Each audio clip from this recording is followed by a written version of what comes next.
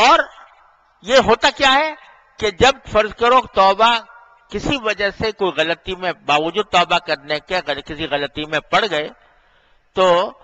اس کے نتیجے میں شیطان مایوسی پیدا کرتا ہے کہ بھئی تیری اصلاح نہیں ہو سکتی، تو بالکل ہی مردود ہو گیا. لہذا نتیجہ یہ کہ اب وہ جو فکر پیدا ہوئی تھی اصلاح کرنے کی، اس فکر کے اندر بھی کمی آ جاتی ہے کہ بھئی یہ تو ہو ہی رہا ہے،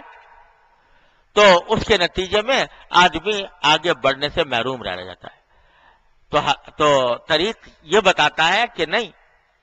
دوبارہ توبہ کرو، دوبارہ تجدید عزم کرو. اگر یہ کرتے رہے تو انشاءاللہ ثم انشاءاللہ یہ پھسلنے کے واقعات کم ہوتے جائیں گے، یہاں تک کہ ایک وقت آئے گا کہ اللہ تبارک و تعالیٰ ثبات اور استقرار عطا فرما دیں گے، بشرطے کہ آدمی مایوس نہ ہو، ہمت نہ ہارے، ہاتھ پاؤں چھوڑ کر نہ بیٹھے، بلکہ چلتا رہے. یہ اللہ تبارک و تعالیٰ کی سنت ہے کہ جو کوشش کرتے رہتے ہیں تو اللہ تبارک و تعالیٰ ان کو پہنچا ہی دیتے ہیں. وعدہ کیا ہوا ہے، الذین جاہدوا فینا لنہدینہم سبلنا، جو ہمارے راستے میں محنت کرتے رہیں گے، کوشش کرتے رہیں گے، ہم ضرور بالضرور،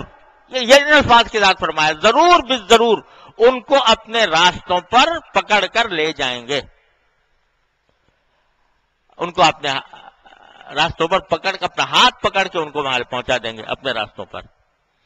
ہمارے حضرت فرماتے تھے کہ اس کی مثال ایسی ہے جیسے کوئی بچہ جو ہے وہ جب چلنا سیکھتا ہے تو ماں باپ جو ہیں وہ یہ دیکھتے ہیں کہ اپنی طرف سے کتنی کوشش کر رہا ہے، اس کو بلائیں گے اپنی طرف دور کھڑے ہو کر یہ دیکھنے کے لیے کہ ایک آدھ قدم یہ خود چلے. تو وہ خود جب چلتا ہے اور آگے گرنے لگتا ہے تو پھر ماں باپ اس کو گرنے نہیں دیتے، پکڑ لیتے ہیں،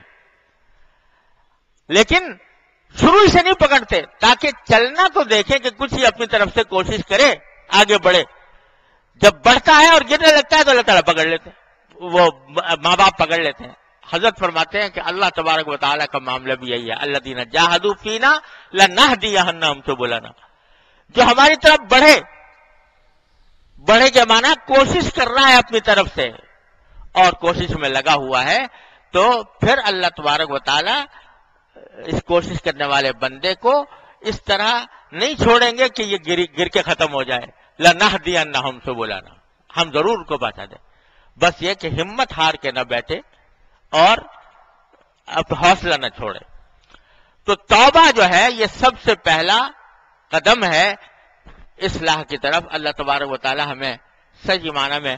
توبہ کرنے کی توفیق عطا فرمائے اور تکمیل توبہ کی توفیق عطا فرمائے. تو اس کے نتیجے میں یہ احکام ظاہرہ و باطنہ کی پابندی کہ جو احکام آدمی معلوم ہیں، جو معلوم نہیں ہے وہ سیکھ کر اس کے اوپر عمل کرے.